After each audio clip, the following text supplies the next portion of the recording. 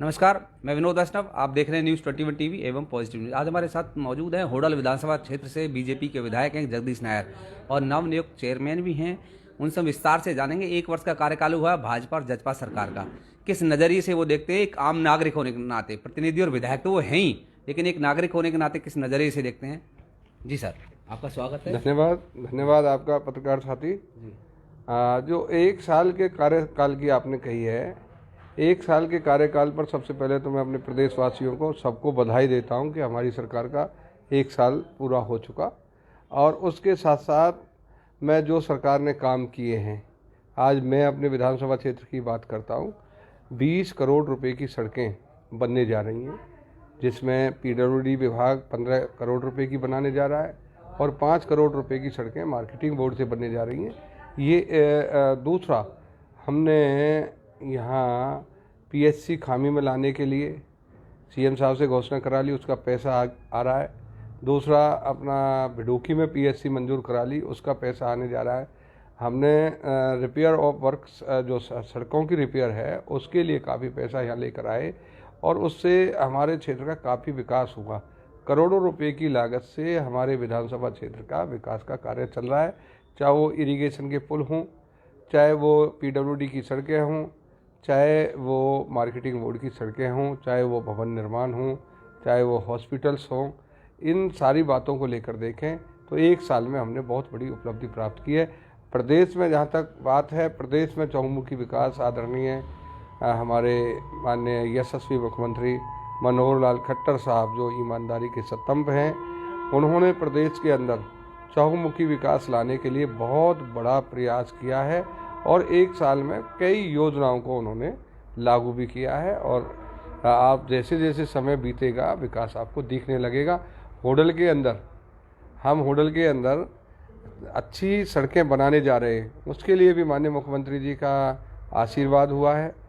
हसनपुर के अंदर एक पुल बनने जा रहा है, यमुना पुल की जो बहुत लंबी मांग थी, उसका पैसा आ गया। उसका भी हम इसी साल में 2020 के साल का मुख्यमंत्री जी का धन्यवाद करते हैं। आज होडल में जो सड़कें जर्जर हालत में पड़ी थी, उनका पैसा मंजूर हो गया है, वो सड़कें जल्दी बना दी जाएंगी, टेंडर लग चुके हैं। दूसरा, एक पार्क की घोषणा आदरणीय मुख्यमंत्री जी ने की थी, पार्क भी उसकी ज़मीन हम चेंज कराने लग रहे हैं। वो ज़मीन चेंज होते ही ट्रांसपोर्ट विभाग से म्यूनसिपल कॉरपोरेशन में आ जाएगी और फिर वो एक बड़ा टाउन पार्क बनने चालू हो जाएगा। और बस स्टैंड की बात जहाँ है, बस स्टैंड बनने जा रहा है, हसनपुर का भी और होडल का भी। विधायक जी, अगर टोटल 1 साल की बात करें, लगभग कितने के पैसे के विकास कार्य हो गए वो 1 साल के अंदर?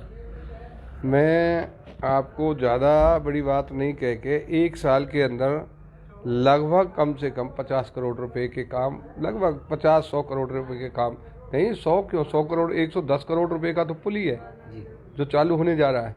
लगभग 200-250 करोड़ रुपए के काम मेरे विधानसभा क्षेत्र में अकेले आ चुके हैं। विधायक जी, एक सवाल और है, होडल विधानसभा क्षेत्र की बात नहीं, पूरे हरियाणा की बात है। जी। कई विधायक आवाज़ उठा चुके हैं इस चीज़ को लेकर के, दबी जुबान से आवाज़ उठा चुके हैं कि अफसरशाही काबू, अफसरशाही, अफसर बात ही नहीं मानते। और आप एक बहादुर विधायक के तौर पर जाने जाते हैं। फरीदाबाद में मूलचंद शर्मा जाने जाते हैं बहादुरी के लिए, और पलवल डिस्ट्रिक्ट में जगदीश नायर को एक बहादुर विधायक समझा जाता है कि जो बिल्कुल जनता के लिए लड़ पड़ते हैं, लोगों से अफसर को धमका देते हैं। मतलब ये अफसरशाही कब काबू में होगी? अफसरशाही का जहाँ तक मामला है, आदरणीय मुख्यमंत्री महोदय जी की संज्ञान में जो मामला आता है, जो अफसर लापरवाही करता है उसका इलाज भी होता है। और ये बात बिल्कुल आप जायज़ कह रहे हैं कि भाई अफसरशाही थोड़ी हावी है, मैं भी मानता हूँ हावी है। अफसरशाही थोड़ा सा हमारी शराफत का फ़ायदा उठा रही है। हमारे माननीय मुख्यमंत्री महोदय जी, जो पहले मुख्यमंत्री जिस तरीके से इन अफसरों का इलाज किया करते थे, उनको सज़ा दिया करते थे, वो इस तरीके की बात नहीं है। वो सज़ा में विश्वास नहीं करते, वो तो काम पर, अच्छे काम पर लाकर, अच्छे रास्ते पर लाकर इनसे काम लेना चाहते हैं। लेकिन अफसरशाही को हम हावी नहीं होने देंगे। अफसरशाही, कुछ ही अफसर गलत होते हैं, सारे अफसर गलत नहीं हैं, और कुछ जो लापरवाह अफसर हैं उनके खिलाफ कानूनी कार्रवाई होती भी है सरकारी, जो उनके खिलाफ जिस तरीके की। पलवल जिले में 3 विधायक हैं, सिर्फ जगदीश नायर ही क्यों लड़े हैं अफसर से? नहीं, मेरा तो पहले से स्वभाव है, मैं लोगों के लिए लड़ता हूँ, मुझे पता है। लोग ही, जनता ही हमारी मेरिट है। अगर जनता जनार्दन हमसे नाराज हो जाती है तो हमारी मेरिट खत्म। जी हमें ना पार्टी पूछेगी, ना हमें कोई पब्लिक पूछेगी। हमारी मेरिट केवल जनता है। जनता अगर हमारे साथ है और जनता के कामों के लिए हम लड़ते हैं तो वो हमारा जॉब है। हमारा जॉब क्या है? पब्लिक सेवा, जी। पब्लिक के काम करना। अच्छा मंत्री जी, एक चीज़ और, अभी आप बोर्ड के चेयरमैन बनाए गए हैं। अभी हमने बात की सिर्फ होडल विधानसभा क्षेत्र की, अब हम अपनी पूरा हरियाणा की बात करते हैं। आप चेयरमैन बनाए गए हैं, किस तरीके से क्या कार्य योजना आप लोगों ने बनाई है जो आगे पूरे उस बोर्ड को फ़ायदा मिल सके आपके द्वारा? मैं जब भी जिस महकमे में गया, अब की बार ये चौथा 5वां महकमा है मेरे पास। मैं 2 बार हरियाणा प्रदेश का मंत्री रहा हूँ। लगभग मैंने मंत्रालय में 3-4 महकमों का चार्ज था मेरे पास, और चार बोर्डों का चेयरमैन रहा था पहले। अब ये शायद 5वां बोर्ड है मेरे पास। मैं जिस भी महकमे में, महकमे आपके पास? मेरे पास महकमा कोई नहीं, मेरे पास तो HLRDC का मुझे चेयरमैन बनाया गया है, जो हरियाणा सरकार का महकमा है। और मैं तो इस महकमे की सेवा करके, इस महकमे की जो कमजोरियां हैं, जहां इस महकमे में गिरावट है, जो महकमा जिन वजह से पिछड़ रहा है, उन सबको दूर करके महकमे को प्रोग्रेस की तरफ लेकर आएंगे। पूरे किए हैं, नो डाउट, इसमें जनता भी मानती है। लेकिन कोई एक ऐसा मुद्दा बताएं जिसे आप सबसे पहला इस दूसरे वर्ष में कराना चाहते हैं कि भाई मैं सबसे पहले ये कार्य कराना चाहता हूँ अपने क्षेत्र के लिए, चाहे महिला सुरक्षा की बात हो, शिक्षा की बात हो, या कोई अन्य कोई चीज़ हो। देखो, जो मेरा ध्येय था रोजगार, मेरा सबसे जो प्रिय काम है लोगों को रोजगार दिलाना। आज हर आदमी रोजगार के लिए तड़प रहा है, उसके लिए हम प्रयास कर रहे हैं लोगों को रोजगार दिलाने के लिए, चाहे वो प्राइवेट सेक्टर में हो, चाहे वो सरकार में हो। और दूसरा मेरा सपना था कि यहाँ का विकास हो। जैसे यमुना के पुल की मेरा एक सपना था कि जब भी मैं सरकार में आया तो यमुना का पुल बना कर देंगे।